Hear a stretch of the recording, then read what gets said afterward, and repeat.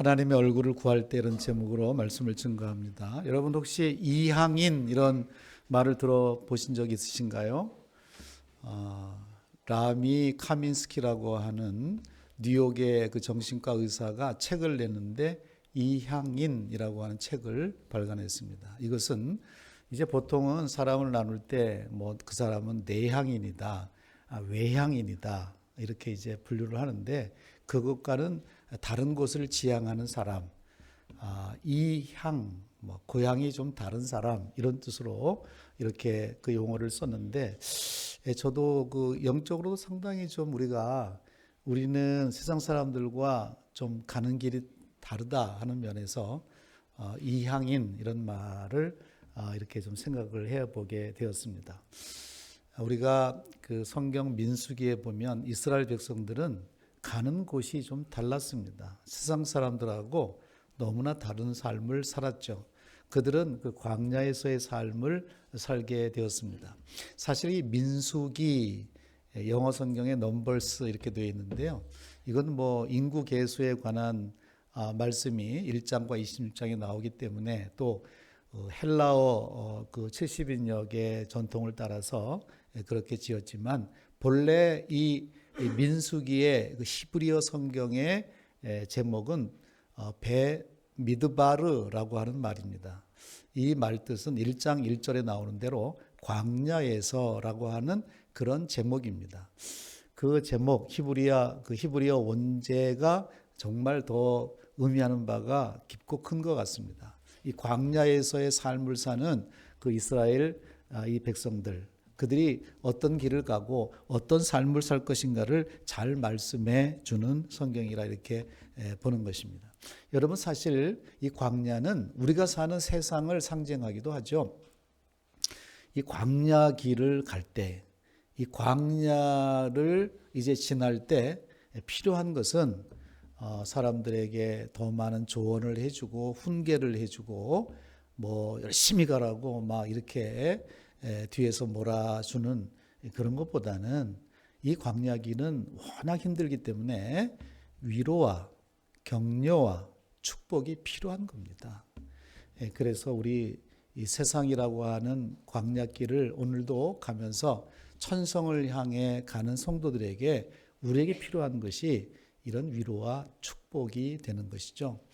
우리가 주일마다 이렇게 세상의 삶을 살다가 잠시 교회 와서 예배 드릴 때 항상 우리는 축도를 받습니다. 축복을 받는 거예요. 그것은 이제 민수기 6장 22절부터에 나온 이 구약의 이 축복, 그리고 신약에서는 고린도후서 13장 13절 말씀, 주 예수의 은혜와 하나님의 사랑과 성령의 교통하심이 너희에게 있을지어다. 이 축도를 항상 받고 이렇게 우리 인생길을 가는 것이죠. 그만큼 이 험한 세상에서 우리에게 필요한 것은 하나님의 축복이라고 하는 것입니다. 한 걸음 한 걸음 나갈 때마다 이 하나님의 놀라우신 이 축복이 우리에게 필요하다 하는 것입니다. 오늘 본문에서 우리는 하나님께서 어떤 복을 주시는가를 잠시 살펴보는데요. 먼저는 24절 말씀입니다. 여호와는 내게 복을 주시고 너를 지키시기를 원하며 그랬습니다. 복을 주시는 분은 여호와 하나님이십니다. 하나님은 복의 근원이 되시는데요. 이 하나님께서 너에게 이 광야 길을 걷는 너에게 복을 주시는데 첫째 어떤 복을 주시는가? 너를 지키시기를 원한다. 하나님이 여러분들을 지키시기를 바랍니다. 하나님이 지켜주셔야 되는 거죠. 이스라엘 백성들이 그 낮에는 그 광야길을 갈 때 뜨거운 그 태양 아래 그리고 그 추위와 더위를 견디면서 여러 가지 부족하고 척박한 땅을 걸어가는 것이죠. 그래서 이제 시편에 보면 시편 121편에 내가 산을 향하여 눈을 들리라 나의 도움이 어디서 올꼬 이렇게 하면서 6절에 보면 낮의 해와 밤의 달이 너를 상치 않도록 하나님이 지켜주신다. 그리고 7절에 보면 이제 내 그 환난에서 내 영혼을 지켜주신다 이렇게 말씀하고 시편 121편 8절에는 이렇게 기록되어 있죠. 같이 읽어보겠습니다. 여호와께서 너의 출입을 지금부터 영원까지 지키시리로다. 여호와 하나님께서 너의 출입을, 그죠? 나가고 들어오는 것을, 우리가 나가고 들어오는 이 모든 것을 지금부터 영원까지, now and forevermore, 지금부터 영원까지 하나님이 지키신다. 성경은 하나님이 지키신다고 하는 약속의 말씀이에요. 여러분, 오늘도 하나님께서 나와 우리 가정과 우리 자녀들을 지키신다고 하는 약속을 꼭 믿으시길 바랍니다. 어제 저는 이제 저녁 때 이렇게 공원을 이렇게 산책을 하다가 이렇게 그 공원에는 설치해 놓은 그 기구들이, 운동 기구들이 있어요. 그래서 제가 몇 가지 이렇게 하고 있는데, 거기 그 날이 따뜻하고 하니까 아이를 데리고 온 젊은 부부가 있었어요. 아이가 남자아이인데 한 5살이나 됐으려나? 그런데 그 아이가 말이죠, 그 조그만 발로 런닝머신에 올라가서 이렇게 하니까 엄마 아빠가 너무나 막 귀여워하는 거예요. 저는 다른 것을 하고 있으면서 참 그 아이를 이렇게 쳐다보게 되더라고요. 근데 그 아이가 이렇게 거기서 이렇게 내려오더니 그 런닝머신 그 밑에 손을 집어넣은 거예요. 그래서 걔가 막 자지러지게 우는데 저도 몸에 막 전기가 흐르는 것 같았어요. 좀 뭐야, 어떻게 된 거야. 아주 순간이었습니다. 정말 간발의 차이였어요. 근데 나중에 울고 그 아빠가 좌정시키고 할 때 보니까 그렇게 크게 많이 다친 것 같진 않고 애가 이제 놀래기도 하고 좀 이제 그런 것 같았습니다. 그래서 좀 다행이었는데, 이게 정말 순식간에 간발의 차이가 저기서 나온 말이다. 이 간발이라고 하는 건 한 발자국 그런 뜻이 아니에요. 이거는 머리카락 하나 사이라고 하는 거예요. 우리가 자동차를 운전할 때도요, 그 간발에 그 머리카락 하나 사이로 부딪혀서 넘어지고 튕겨나가고 이렇게 되는 거잖아요. 참, 이거 사람이 자기만 조심한다고 되는 게 절대 아니에요. 하나님이 지켜주셔야 되는 줄 믿습니다. 내가 우리 가족을 늘 지켜보고 아이의 눈을 떼지 않아도 하나님이 지켜주셔야 안전한 거예요. 여러분, 그렇습니다. 하나님은 여호와는 너에게 복을 주시는데 너를 지키시길 원한다. 이 축복을 해 주시는 거예요. 그런데요, 사실 우리는 우리 육체도 지키고 이렇게 해야 되지만 우리 영혼, 또 우리의 그 믿음, 이런 것도 잘 지켜나가야 돼요. 바울이 그의 사랑하는 정말 최초의 서신을 데살로니가서를 썼는데, 그 데살로니가 후서 3장 3절에 보면 이런 말씀이 나와요. 주는 미쁘사 너희를 굳건하게 하시고 악한 자에게서 지키시리라. 주님은 신실하셔서 여러분을 굳건하게 하시고, 1절 2절에 보면 믿음을 굳건하게 한다는 거예요. 너희의 믿음을 굳건하게 하셔서 악한 자에게서 너희의 믿음을 지키신다. 그런 말씀이에요. 여러분, 그렇죠. 이 말씀이 우리에 떨어져도 길가나 돌짝밭이나 그리고 가시떨기에 떨어지면 이게 새들이 와서 먹어버리듯이 마귀가 채워가서 소용없이 되잖아요. 그러니까 우리가 가진 믿음을 잘 지켜야 됩니다. 믿음 지켜야 돼요. 여러분, 바울 사도가 한평생 수고하고 마지막 서신 디모데후서를 써주면서 그 4장 7절에 바울은 이렇게 말하죠. 나는 선한 싸움을 싸우고 달려갈 길을 다 달려가고 믿음을 지켰으니. 여러분, 끝까지 믿음 지키시기 바랍니다. 마지막까지 잘 간직하고 끝까지 소중히 여겨야 될 것이 믿음이에요. 그렇죠? 그래서 우리가 믿음을 잃지 말고 믿음을 가진 그런 삶을 살아야 되죠. 여러분, 하나님은 우리에게 복을 주시는데 우리를 지키시는 복. 두 번째는 25절 말씀이에요. 시작. 여호와는 그의 얼굴을 내게 비추사 은혜 베푸시기를 원한다. 그렇습니다. 그 얼굴을 내게 비추사 은혜 베푸시기를 원한다. 그러니까 우리를 하나님이 복 주시는데 은혜 베푸시는 복, 그죠? 은혜를 주시는 복이에요. 만물이 해가 비춰야만 거기서 싹도 나고 꽃도 필 수 있는 거예요. 해가 들어가서 비추지 않으면 암흑으로 들어가는 겁니다.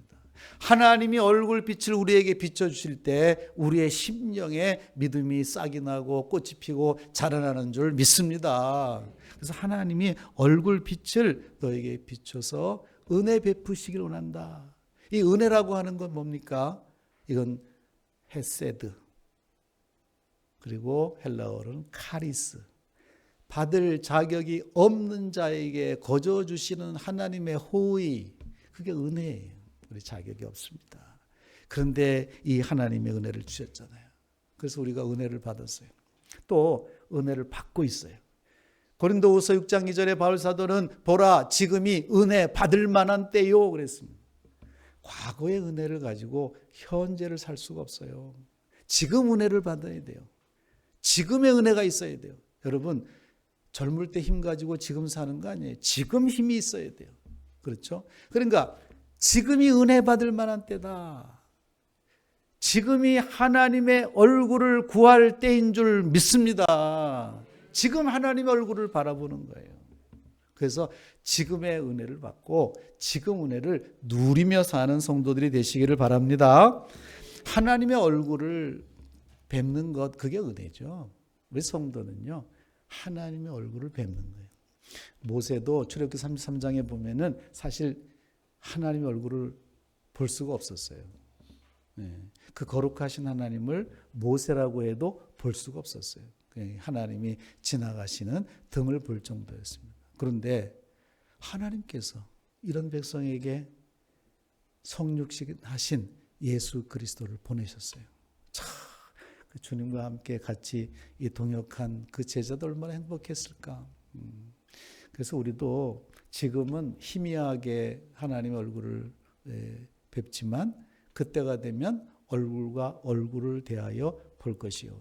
그 요한계시록에 보면 장차 우리가 어떤 존재가 될 것인가 22장 요한계시록 14절 그의 얼굴을 볼 터이요 그의 이름도 그들의 이마에 있으리라. 우리가 이제 그의 얼굴을 볼 터이요. 하나님의 그 영광스러운 얼굴을 대면하여 살게 되는 줄 믿습니다. 예루살렘 그 집에서, 그 새 집에서 그렇게 할 것이다 이 말이에요. 찬송가 489장에 보면 그렇죠. 저 요단강 건너편에 찬란하게 배는 집 예루살렘 새 집에서 주의 얼굴 빛난 하늘 그 집에서 주의 얼굴 배우리 한량 없는 영광 중에 주의 얼굴 배우리. 하나님의 얼굴을 뵙는 것, 그게 복인 줄 믿습니다. 이 히브리어로 사실 복은 바라크 이렇게 말해요. 같이 해볼까요? 바라크. 이게 복이라고 하는 뜻이 있는데 그 단어에는 무릎을 꿇다 이런 뜻이 들어가 있는 단어가 바라크예요. 여러분, 하나님을 예배한다는 것, 하나님을 높인다는 건 하나님께 무릎을 꿇는 거예요. 나는 내가 주인이 아닙니다. 나는 하나님을 섬기는 사람입니다. 하나님은 살아계신 나의 주님입니다. 무릎을 꿇는 거예요.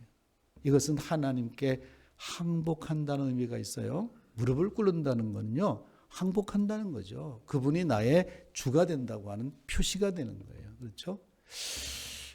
그래서 예전에 우리 마룻바닥에서 예배 드리는 그 시절에는요, 우리 다 같이 기도합시다 하면 성도들이 일제히 무릎을 꿇고 하나님께 기도를 올렸다고요.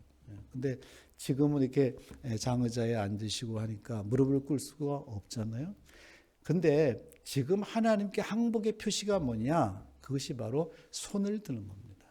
우리가 왜 예배를 시작하면서 손을 탁 드냐 하면 하나님께 무릎을 꿇는 거예요. 하나님께 항복하는 거예요. 우리가 이제 적군과 아군이 만나도 그렇잖아요. 예? 손 들어! 왜 손을 드는 겁니까? 항복한다고 하는 표시예요. 근데 안 들어. 그럼 어떻게 될까요? 예, 그러면 죽는 거예요. 우리가 하나님께 항복을 하지 않는다? 그러면 하나님에서 분리되는 거예요. 죽음입니다. 언제나 하나님을 향해서는 손을 들고 내가 하나님을 찬양하는 거예요. 내가 하나님께 항복하는 자입니다. 하나님께 무릎 꿇는 자입니다. 여러분, 은혜 받은 자는 하나님을 높이는 줄 믿습니다. 마지막 세 번째 26절 보시죠. 시작. 여호와는 그 얼굴을 내게로 향하여 드사 평강 주시기를 원하노라 할지니라. 하나님께서 그 얼굴을 내게로 향하여 두사 평강 주시기를 원한다. 세 번째 복은 평강의 복이죠. 이 평강의 복은 어떻게 오는가? 하나님께서 그 얼굴을 향하여 드실 때 평강이 오는 거예요. 여러분, 갓난아기는요, 언제 마음이 평안하고 기쁨이 있는가? 엄마 얼굴이 나타날 때, 엄마가 그 아이를 향해서 얼굴을 들 때 말할 수 없는 기쁨과 평안이 그 속에 있는 거예요. 네. 그 얼굴을 향하여 드사. 근데 얼굴을 외면하면 어떻게 됩니까? 이거는 뭐 갑자기 불안한 것이죠. 불안한 거예요. 얼굴을 우리가 사모한다. 아이가 엄마를 얼마나 사모합니까? 네? 모든 관심이 엄마예요. 그렇죠? 우리도 그렇잖아요. 얼굴, 그거는 이제 우리말로 얼꼴에서 왔다고 하는데, 얼이라고 하는 건 이제 영혼, 정신 그런 뜻이고, 꼴이라고 하는 건 이제 그 모습 그런 거잖아요. 그러니까 얼굴에 그 어떤 영혼의 모습이 얼굴에 이렇게 있는 거죠. 그래서 우리가 그 관심 있는 사람, 사랑하는 사람은 얼굴이 보고 싶은 거예요. 얼굴을 찾게 됩니다. 그런데 내가 관심 없고 내가 좋아하지 않으면 얼굴을 피합니다. 외면합니다. 이 얼꼴, 그래서 꼴 보기가 싫다. 왜 그런가? 관심이 없으니까, 사랑이 없으니까 그런 거죠. 여러분, 하나님께서 그 얼굴을 우리를 향하여 드사 우리에게 평강 주시기 원한다. 너희에게 평강 주시기 원한다. 여러분, 그렇습니다. 이 광야에서는요, 평강이 필요한 거예요. 광야라고 하면 지금도 가보면 너무 힘든 곳이에요. 정말 이렇게 척박할 수가 있나? 그래서 그 애굽에 살 때에 이 이스라엘 백성들이 광야에 나와 보니까 뭐가 터져 나오는가? 불만이에요, 불만. 왜냐하면 먹을 것이 있나, 뭐 물이 있나, 길이 편하기나 하나. 그러니까 늘 불만이에요. 거기다가 이것도 처음 가보는 길이라 불안합니다. 불안하게 그지없어요. 예측이 안 돼요. 내일 무슨 일이 일어날지 예측이 안 돼. 불안합니다. 이렇게 불만이 있고 불안이 있으니까 입에서 불평이 나오는 거예요. 불평이 나오는 거예요. 왜 불평이 나오니까? 하나님과 모세에 대해서 원망하는 겁니다. 우리를 왜 애굽에서 괜히 끌어내가지고 여기 뭐가 있다고 이렇게 해서 불만, 불평, 원망하는 거죠. 원망하는 거죠. 이게 이스라엘 백성들이에요. 어떻게 생각해 보면, 오죽이나 광야가 힘들면 저럴까, 그죠? 마치 그 바다를 지나는 그 배와 같잖아요. 여러분, 바다는 파도가 항상 있어요. 물결이 항상 있어요. 여러분, 혹시 짠짠한 바다 어디 있나요? 사해 바다 가면 거기도 물결이 있어요. 가보신 분 알죠? 왜? 바람이 있는데 그냥 가만히 있을 수가 없어요. 그러니까 어떤 사람도 이 바다 같은 세상을 지날 때 평안할 수만은 없어요. 반드시 이게 출렁출렁하고, 그 제자들이 예수님을 모시고 가는 그 갈릴리 바다에 거기에서도 얼마나 풍랑이 일었습니까? 광풍이, 마태복음 8장 보면 광풍이 일어납니다. 그때 제자들이 예수님을 깨웁니다. 예수님, 우리가 죽게 되었나이다. 지금이나 그때나 이 바다 같은 세상을 지날 때 다 죽겠다는 거예요. 죽을 것 같다는 거예요. 그때 예수님께서 그 파도를 보고 잠잠하라, 고요하라. 그때 비로소 물결이 가라앉아요. 거기에 평안이 이루어지는 거예요. 여러분, 이 샬롬, 이것은 주님이 주시는 줄 믿습니다. 그런데 실제 그 평안의 그 핵심은 뭐냐면 십자가예요. 우리가 불안한 것은 하나님과 우리의 관계가 안 돼서 그런 거예요. 그 하나님과 우리 인생의 끊어진 관계, 수평적으로 다른 사람과 다른 사람이 서로 하나 되지 못하는 것을 연결시키시려고 예수님께서 오셔서 십자가에 자기 몸을 내어주시고 죽으신 거예요. 그래서 하나님과 우리의 관계가 이루어졌습니다. 예수 안에서 평강이, 샬롬이 이루어진 줄 믿습니다. 그래서 요한복음 16장 33절에 예수께서 말씀하시기를 세상에서는 너희가 환난을 당하나 담대하라, 내가 세상을 이기었노라. 할렐루야. 그러므로 예수 믿는 사람은요, 이 절대 평안이 있어요. 절대 기쁨이 있어요. 그 환경에 의해서 그렇게 요동치지 않아요. 뭐 죽음 앞에서도 이 순교자들이 그렇게 요동하지 않았어요. 내가 늙어서 죽으나 환난과 핍박으로 죽으나 하나님 앞에 가는 것은 분명하다. 그러면서 찬송하며 평안히 갈 수 있었던 거예요. 여러분, 이런 평안을, 이런 평강을 하나님이 주신다고 약속을 하시는 거죠. 그러므로 복은 뭔가? 하나님이 그 얼굴을 향하여 드사 평강 주시는 거예요. 시편 78편 73편 28절, 시편 73편 28절 시작. 하나님께 가까이 하니 내게 복이라. 내가 주 여호와를 나의 피난처로 삼아 죄의 모든 흔적을 전파. 이 하나님의 사람의 고백 보세요. 하나님을 가까이 함이 내게 복이라. 여러분, 하나님을 가까이 하는 게 복이에요. 그래서 우리는 교회를 가까이 합니다. 진짜 교회가 가까운 게 좋아요. 교회를 자주 와서 예배 드리는 게 너무 좋아요. 왜? 하나님을 가까이 하는 게 되게 복이에요. 우리는 하나님의 말씀인 성경을 가까이 하는 거예요. 성경을 항상 읽고 성경을 항상 듣고 이 암송하고 묵상하고, 이게 왜 그런가? 하나님을 가까이 하는 거예요. 하나님의 말씀을 가까이 함으로 마귀는 멀어지는 거예요. 그러니까 평강이 오는 거예요. 이 하나님 말씀, 이 말씀을 가까이 하는 거예요. 우리는 하나님의 종을 가까이 하죠. 하나님의 성도들을 가까이 하죠. 그게 너무 좋은 거예요. 그게 너무 좋아요. 하나님을 가까이 함이 내게 복이라. 그래서 그런 성도는 하나님을 구하고 하나님을 찾습니다. 기도하는 거예요. 하나님께 감사하는 거예요. 다윗 보세요. 전쟁에 나갈 때마다 하나님께 묻고 나가요. 그런데 사울은 어떻게 합니까? 묻지 않아요. 말씀을 무시합니다. 그러니까 하나님께서 외면하세요. 얼굴을 돌리시는 거예요. 그러니까 하나님께서 사울, 너는 말씀을 버렸으므로 나도 너를 버리노라. 다윗은 너는 하나님을 찾았으므로 나도 너에게 얼굴을 향하노라. 너가 가는 곳에 여호와 니시의 승리가 있으리라. 여러분, 이런 복을 받는, 하나님을 가까이 하시기를 바랍니다. 오늘 마지막 27절을 보시면요, 이거는 여기 여러분 성경을 보셔야 돼요. 그들은 이같이 내 이름으로 이스라엘 자손에게 축복할지니 내가 그들에게 복을 주리라. 하나님이 모세에게 주신 말씀이에요. 이렇게 축복하라고. 모세가 그 하나님의 말씀을 받아서 대제사장 아론에게 전해준 거예요. 하나님이 이렇게 축복하라고 하셨다. 이 대제사장은 자기 아들들 제사장들에게 전해주면서 이렇게 축복하라, 이렇게 말씀했다 이 말이에요. 뭐라고?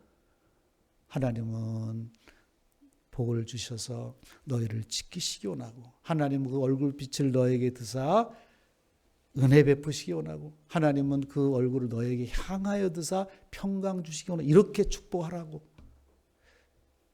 그러면서 그 부분에 뭐라고 하면 내가 그들에게 복을 주리라. 여러분, 복은 하나님이 주시는 줄 믿으시기를 바랍니다.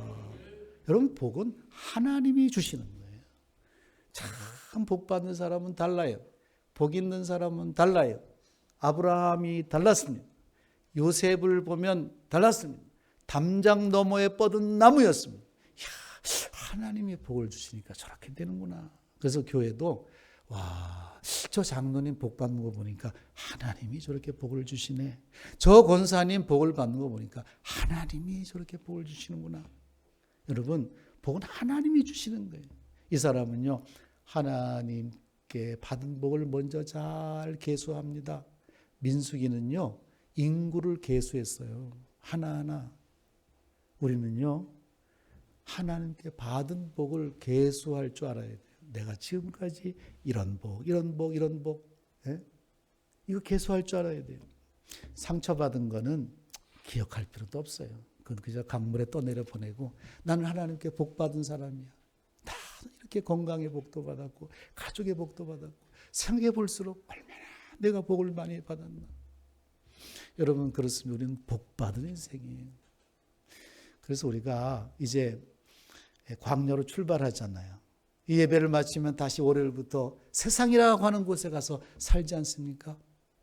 그리고 뭐 군대를 간다든지 여행을 떠난다든지 뭘 해줍니까?